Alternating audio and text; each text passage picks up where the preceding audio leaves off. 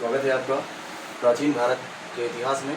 आज हम बात करेंगे प्राचीन भारत का इतिहास अर्थात एंशिएंट हिस्ट्री। इसमें आपको बताने का प्रयास करेंगे कि आद्य ऐतिहासिक कालीन जो सभ्यता है ना, इसके बारे में चर्चा करेंगे। तो हम बात करने किसकी जा रहे हैं? सिंधु घाटी सभ्यता, जिसको हम हड़प्पा सभ्यता के नाम से भी जानते हैं, जिसको हम मेलुहा सभ्यता के नाम से भी जानते हैं, इसे सरस्वती सभ्यता के नाम से भी जानते हैं। समझिएगा क्या है ये हड़प्पा सभ्यता और इससे बनने वाले प्रश्न कहाँ से पूछे जा सकते हैं, आपके एग्जाम के पॉइंट ऑफ व्यू से कितने इंपॉर्टेंट हो सकते हैं, इस बात को समझना है। ठीक है, चलिए देखते हैं हड़प्पा सभ्यता। देखो, जो हड़प्पा सभ्यता है ना, कैसी सभ्यता है? हड़प्पा सभ्यता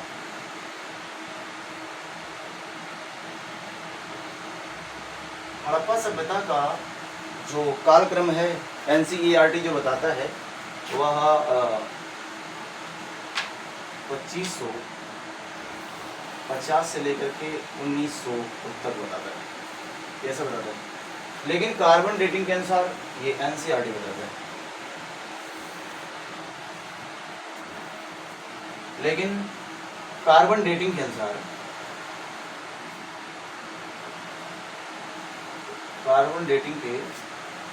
अनुसार जो हड़प्पा सभ्यता की समय सीमा है वो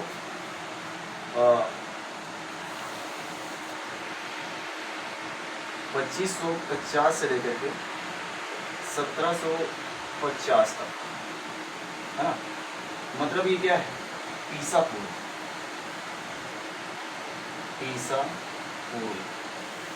तक मानी जाती है, ऐसा बताया गया। लेकिन अलग अलग इतिहासकार हैं, उनका मानना कुछ अलग है कि हड़प्पा सभ्यता की जो समय सीमा है वो अलग अलग बताई गई है। जैसे DP अग्रवाल के हिसाब से है ना, मार्टिन और व्हीलर के अनुसार से, RS राव के हिसाब से, ये अलग अलग हैं। और DP अग्रवाल के हिसाब से, जॉन मार्शल के हिसाब से, इन लोगों ने अलग अलग सभ्यता का जो उद्भव हुआ है वो अलग अलग बताया है। तो समझिएगा कि जो हड़प्पा सभ्यता है ना, और इसको अन्य नाम पूछा जा सकता है। इसके अन्य नाम क्या क्या हो सकते थे? हड़प्पा सभ्यता का अन्य नाम, अर्थात हड़प्पा सभ्यता को और किस नाम से जानेंगे? आप कह सकते हैं हड़प्पा सभ्यता को हम लोग सिंधु घाटी या सैंधव घाटी सभ्यता कहते थे। सैंधव घाटी सभ्यता के नाम से जानते हैं। दूसरा है कि इसे अन्य मेलुहा सभ्यता भी कहते थे। मेलुहा सभ्यता जो है ना, इसे मेलुहा सभ्यता मेसोपोटामिया के अकॉर्डिंग, मेसोपोटामिया के अनुसार, मेसोपोटामिया आवासी इसको क्या बोलते थे? ये मेलुहा सभ्यता। अगला सरस्वती सभ्यता कहते थे, क्योंकि इसमें सरस्वती सभ्यता, और जो सरस्वती सभ्यता इसलिए कहते थे क्योंकि सरस्वती नदी के किनारे विकसित हुई। इसके बाद कांस्य युगीन सभ्यता, सबसे पहले कांस्य का प्रयोग हुआ है ना, कांस्य युगीन सभ्यता। देखिए, मिस्र धातु तांबा और टीन को मिलाकर के बनाएगी, इसको बोल रहे थे कांसा, तो कांस्य युगीन सभ्यता के नाम से भी जाना गया। सरस्वती सभ्यता, मेलुहा सभ्यता, सैंधव घाटी सभ्यता, क्योंकि ये आद्य ऐतिहासिक काल में विकसित हुई सभ्यता है, इसलिए आद्य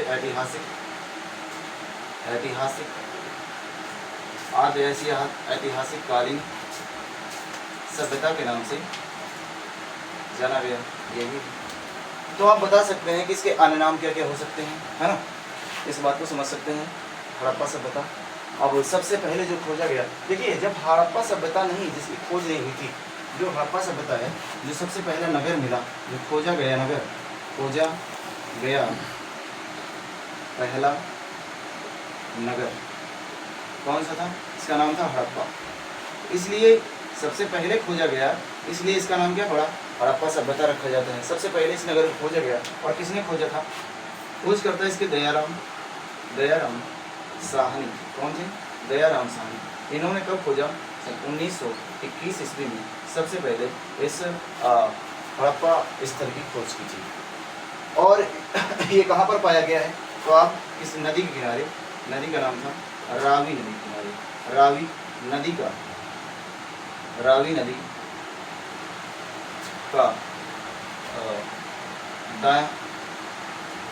दायां तट है ना। और कहाँ पर पाएगा? तो ये जो सभ्यता थी कहाँ पर पाएगी? पाकिस्तान में नगर खोजा गया। इस बात को आप समझ सकते हैं। अब हम 1921 से पहले ना किसके बारे में जानते थे? हम 1921 से पहले वैदिक सभ्यता के बारे में ही जानते थे। जब हड़प्पा सभ्यता की खोज हुई तो हमने 1921 के बाद की सभ्यता को हमने पढ़ना शुरू किया, अर्थात हड़प्पा सभ्यता को भी पढ़ना शुरू किया। इस बात को समझिए, ठीक है। तो देखिए, सबसे पहले जो खोजा गया नगर है वो हड़प्पा सभ्यता है। अब इसके बाद भी और भी नगर खोजे जाते हैं, जैसे मोहनजोदड़ो, कालीबंगा, है ना, लोथल, है ना, और क्या कहते हैं राखीगढ़ी, धौलावीरा, ये सारे नगर हैं जो हड़प्पा सभ्यता के महत्वपूर्ण नगरों में से आते हैं।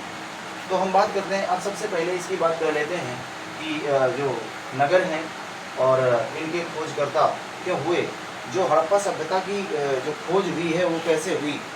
तो देखिए 1826 की बात है। 1826 की बात है कि क्या हो रहा था कि चार्ल्स मेसान के दस्ता में एक टीले की, क्योंकि टीले को देखा गया, चार्ल्स मेसान ने एक टीले को देखा जो कि हड़प्पा में था, उसमें इसकी नज़र गई और उसने देखा कि जो टीला है ना, यहाँ इसको देखते हैं इसमें है क्या। तो इसने देखा, लेकिन इसने उसको उस समय खोज करने से यहाँ पर बच गई। देखा कि यहाँ पर जो ईंटों के आकार है ना, ईंटों के जो आकार है ना वो बड़े पुराने हैं और बड़ी पुरानी पुरानी ईंटें लगती हैं। फिर दूसरी बात आती है कि अब ये समय है 1853 का, लॉर्ड डलहौजी का समय है इतने समय। और इतने समय क्या हुआ था कि जब लाहौर और कराची के बीच में पटरियां बिछाई जाती हैं, रेलवे ट्रैक बिछाया जा रहा था 1853, है ना। 1853 में जब लाहौर और कराची के बीच पटरियां बिछाई जाती हैं, रेल की ट्रैक बिछाया जा रहा था, रेलवे ट्रैक बिछाया जा रहा था, तो इसमें ज़रूरत पड़ती है कुछ ईंटों की। अब ये ईंटें क्या थी, वहाँ पर ईंटें क्योंकि बिछाना होता है ना, आप रेलवे ट्रैक को देखा होगा तो पत्थर पड़े रहते हैं, तो ऐसे ही ईंटों की आवश्यकता थी। देखा कि तो इस जो व्यक्ति था उतने समय, है ना, तो उन्होंने कहा कि जो उसका सर्वे सर्वा है, जो देखने वाला है, जो कार्यकर्ता है, जिसकी अध्यक्षता में काम हो रहा है ना, क्योंकि अभी उतने समय पुरातत्व सर्वेक्षण विभाग की स्थापना नहीं हुई थी। पुरातत्व सर्वेक्षण विभाग की स्थापना कब होती है? पुरातत्व सर्वेक्षण विभाग की स्थापना, अब क्वेश्चन पूछेगा कि पुरातत्व सर्वेक्षण विभाग क्या था, इतना नोट कर लीजिएगा, आगे हम बढ़ेंगे, ठीक है, नोट करिएगा, देखिएगा।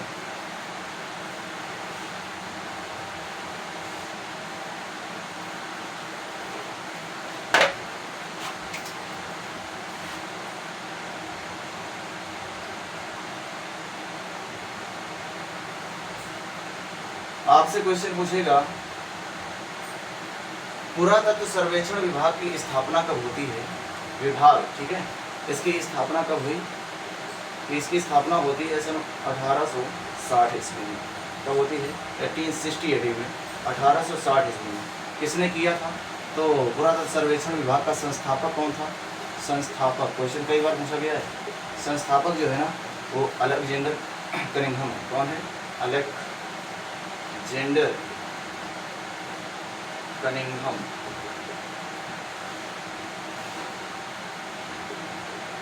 अलेक्जेंडर कनिंघम ने पुरातत्व सर्वेक्षण विभाग की स्थापना की, है ना। अब ये क्वेश्चन आएगा कि भारतीय पुरातत्व सर्वेक्षण विभाग की स्थापना किसने की थी?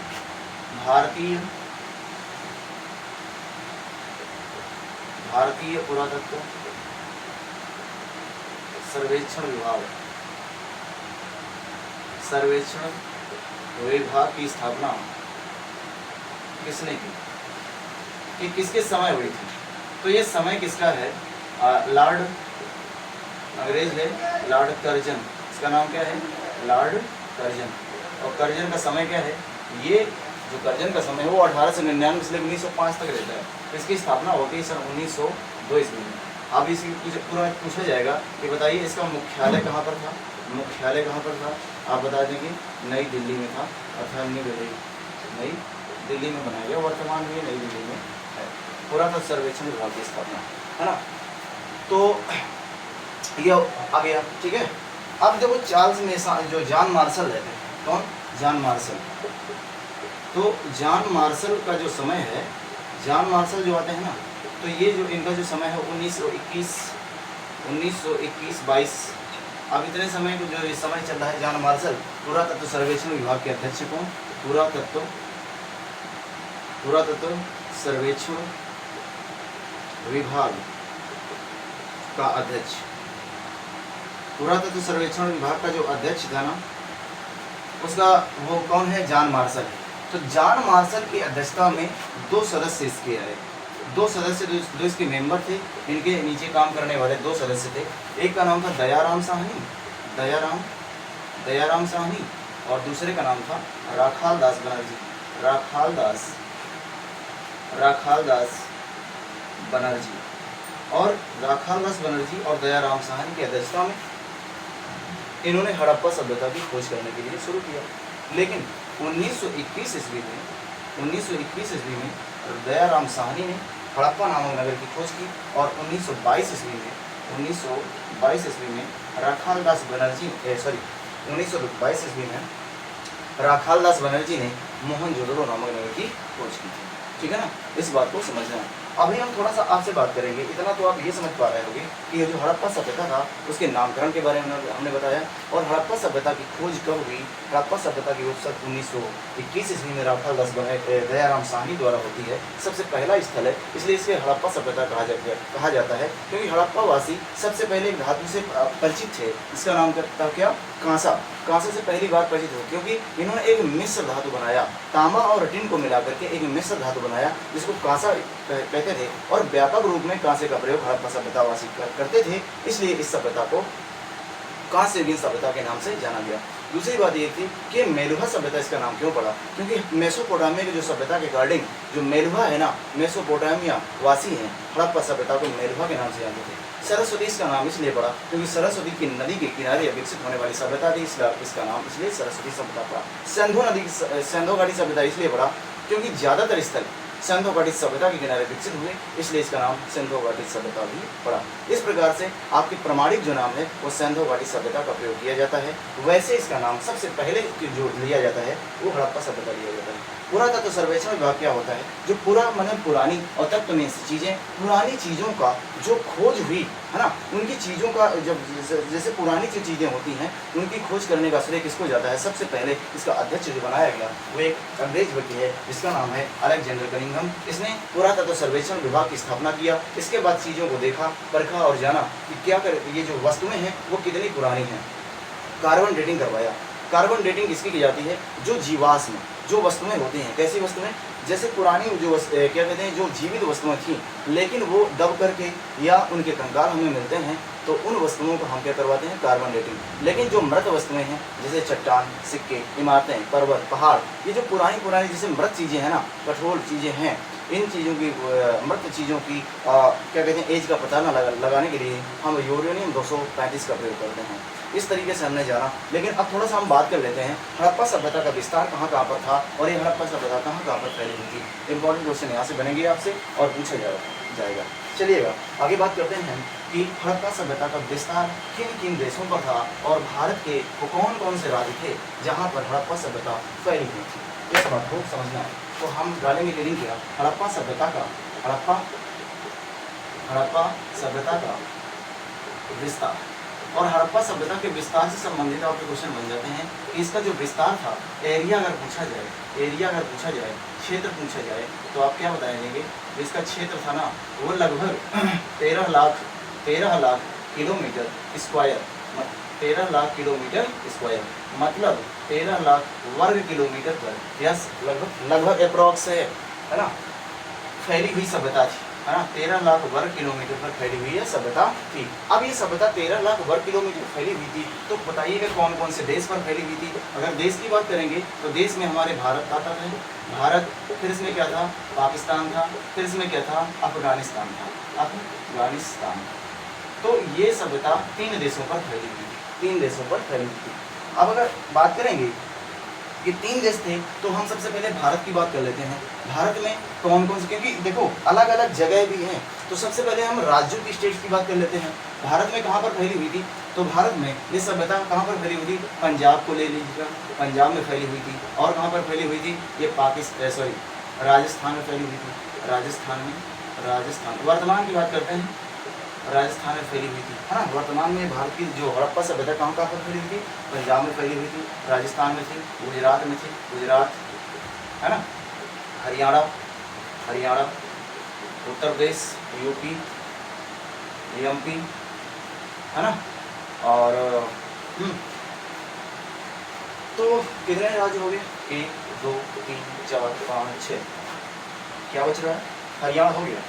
देखिएगा, पंजाब है और राजस्थान है, गुजरात है, हरियाणा है, उत्तर प्रदेश है, मध्य प्रदेश है। तो यहाँ पर ये सभ्यता हमारी फैली हुई थी। और एक है जम्मू कश्मीर। क्या? जम्मू कश्मीर, J&K, जम्मू कश्मीर। जम्मू कश्मीर में भी ये सभ्यता फैली हुई थी। अर्थात आप समझ सकते हैं कि राज्यों की अगर बात करेंगे तो ये जो हड़प्पा सभ्यता है ना, और देखिए एक राज्य नहीं बच रहा है, दक्षिण तो का राज्य तो रह गया, इसका नाम है महाराष्ट्र। महाराष्ट्र। अब आपसे क्वेश्चन पूछेगा कि बताइए भारत के कितने ऐसे राज्य थे जहाँ पर हड़प्पा सभ्यता फैली हुई थी? 1 2 3 4 5 6 7 8, 8 राज्यों में सभ्यता फैली हुई थी, है ना। अब पाकिस्तान की बात करेंगे कि पाकिस्तान में यह सभ्यता कहाँ पर फैली हुई थी, कहाँ तक फैली हुई थी? आप बता देंगे उत्तरी, क्या बता देंगे? सिंध प्रांत, सिंध प्रांत, और क्या? सिंध प्रांत और पंजाब प्रांत, क्योंकि पाकिस्तान का एक पंजाब प्रांत, पंजाब प्रांत, और बलूचिस्तान प्रांत, बलूचिस्तान प्रांत, बलूचिस्तान प्रांत में सभ्यता फैली हुई थी। अब बात करें किसकी, क्योंकि देश है कि देशों में बात कर लेते हैं। अब तीसरा देश क्या है? अफगानिस्तान। अफगानिस्तान, अफगानिस्तान में सभ्यता कहाँ पर फैली हुई थी? तो एक शहर है सुर्तगोई, सुर्तगोई, और क्या है? मुंडी गाक। तो अफगानिस्तान के 2 शहर थे जहाँ पर सभ्यता फैली हुई थी, सुर्तगोई और मुंडी गाक। तो हमने आपको बताया कि हड़प्पा सभ्यता में पाए जाने वाले देश और वहाँ के देशों की कौन कौन से राज्यों में सभ्यता फैली हुई थी। इसका विस्तार लगभग 13 लाख वर्ग किलोमीटर था। इसका जो पूर्वी पश्चिमी बिंदु की भी बात कर लेते हैं थोड़ा सा, है ना। तो समझिएगा, इसके बिंदु पूर्वी और पश्चिमी उत्तरी, इसके कौन कौन से बिंदु हैं इसके बारे में थोड़ा सा बता देते हैं, है ना।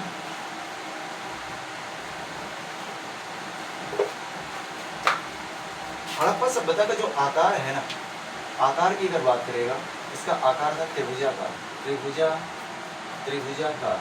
इसका आकार कैसा था? त्रिभुजाकार। अब ये जो त्रिभुजाकार आकार में कुछ इस तरीके से सभ्यता फैली हुई है ना। तो इसका ये क्या है? उत्तरी बिंदु हो गया, उत्तरी बिंदु। और उत्तरी बिंदु ये क्या है? दक्षिणी बिंदु। और इधर पश्चिमी बिंदु,